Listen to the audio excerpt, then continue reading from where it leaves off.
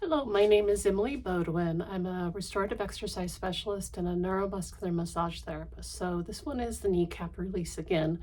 I just had someone that commented on my video and was requesting a little bit more information. So one, I'm going to share with you where I got my training from. It's actually from Katie Bowman. And this book is amazing. It's called Move Your DNA.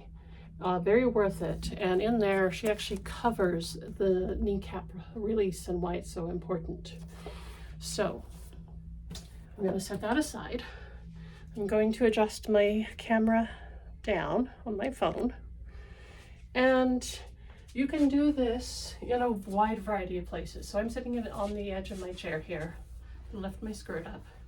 And I'm bent at an angle right here, right, while sitting.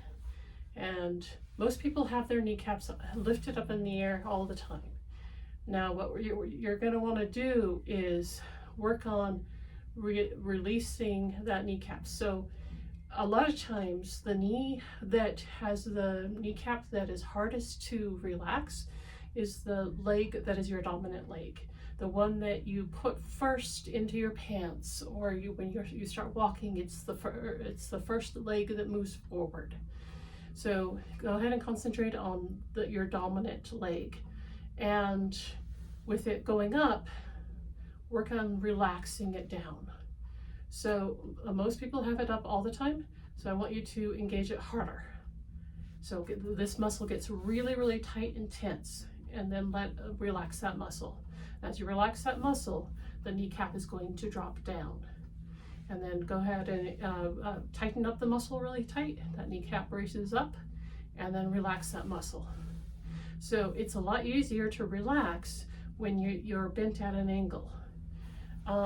So you can do this against a wall with your legs out.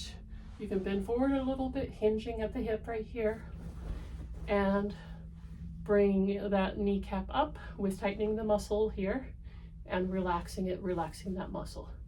Now, if I am too far forward, I can't lift and lower those kneecaps. They're up all the time, okay?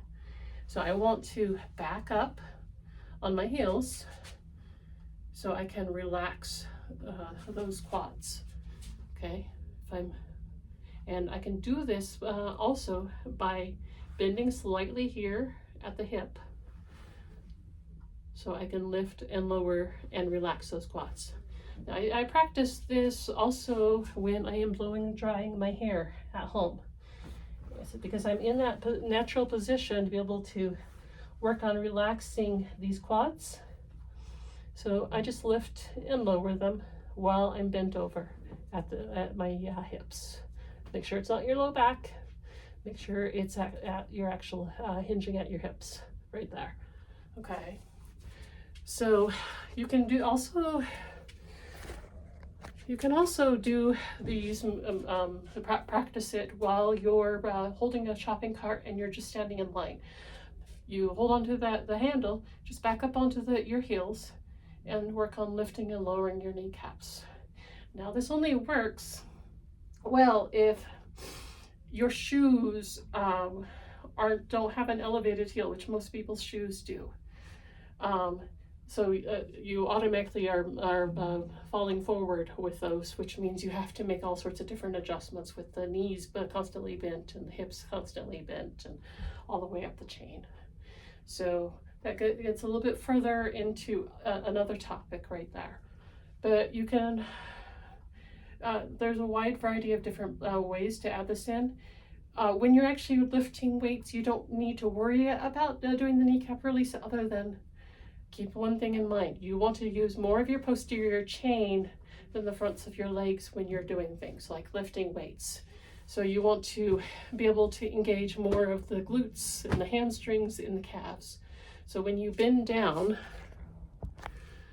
to pick something up, you don't want your knees going further, going past your toes. So this goes back to doing the assisted strap stretch, holding a strap and lowering yourself into a chair and back up again. there is another video on my YouTube channel for that. So I hope that this was helpful.